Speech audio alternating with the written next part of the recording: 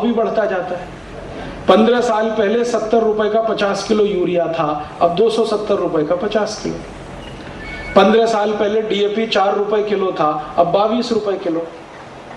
तो urea DAP का भाव बढ़ा तो खेती का लागत खर्च बढ़ा, लागत खर्च बढ़ा लेकिन उत्पन्न नहीं बढ़ा तो खेती घाटे में आई। तो वो बैंक से कर्जा लाया, कर्जे पर 14% का ब्याज भरना है, और वो भी चक्रवर्ती ब्याज भरना है, कंपाउंड इंटरेस्ट। और कभी अतिवृष्टि अनावृष्टि हो गई तो हाथ में शेतकरी के कुछ नहीं है, तो बैंक वाले आके खड़े हैं कि लाओ पैसा वापस, तो अपनी इज्जत बचाने के लिए जहर पीता है और आत्महत्या कर लेता है। हर साल भारत में 56,000 शेतकरी आत्महत्या करते हैं, हर साल। महाराष्ट्र उसमें हाईएस्ट है। पिछले साल महाराष्ट्र में 856 शेतकरी ने आत्महत्या किया।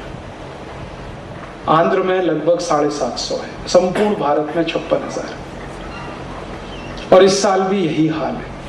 तो शेतकरी को आत्महत्या से अगर बाहर निकालना है और खेती को केंद्र बिंदु मानकर कुछ कराना है तो उसका एक ही उपाय है, गाय का शेण और गाय का मूत्र।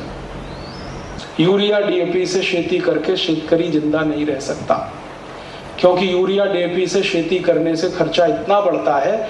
1 हेक्टेयर का खर्चा 15 साल पहले मेरे घर में 1,500 रुपए आता था, लागत खर्च, कॉस्ट ऑफ प्रोडक्शन। अब वही 1 हेक्टेयर का खर्चा 14,000 रुपए ये साल में आता है।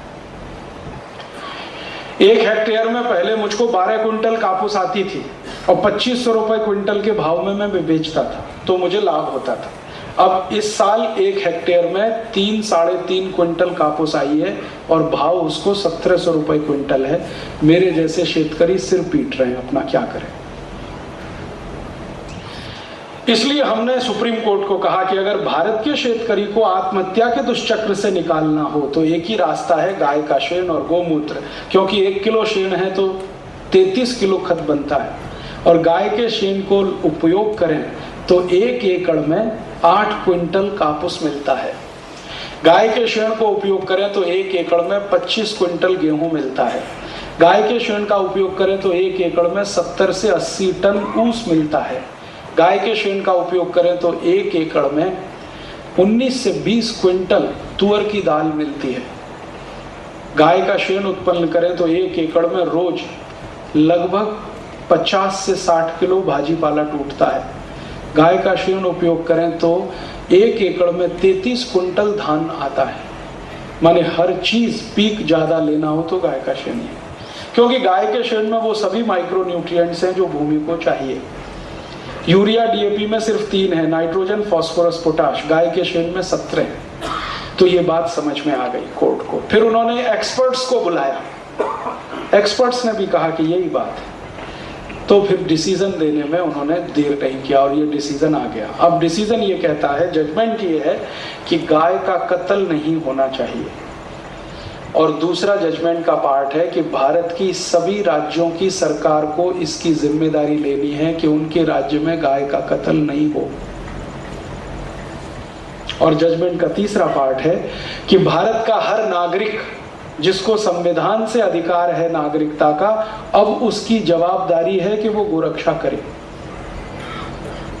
और आपको सुनकर आश्चर्य होगा कि ये पहला जजमेंट है सुप्रीम कोर्ट का जिसमें कोर्ट ने कहा है कि भारत के नागरिक को गाय बचाने की जिम्मेदारी लेनी है। सरकार को तो लेनी है, नागरिकों को भी लेनी। माने आप सब इससे बंधे हुए हैं, मैं और आप।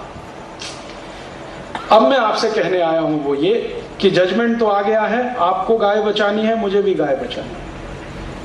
अब ये गाय बचाने का रास्ता क्या है? इसके 2 रास्ते हैं। पहला रास्ता ये है कि आप अपने राज्य की सरकार पर दबाव डालिए कि जल्दी से गोरक्षा का कानून बनाए और महाराष्ट्र में लागू करें और एक भी कत्ल खाने में गाय ना कटे। ये जिम्मेदारी अब आपकी है। इसके लिए क्या करना है? आपके मुख्यमंत्री विलासराव देशमुख जी को हजारों की संख्या में पत्र भेजिए, मेमोरेंडम दीजिए, निवेदन करिए और उनको एक ही बात पूछिए कि आपको भूतपूर्व होना है कि अभूतपूर्व।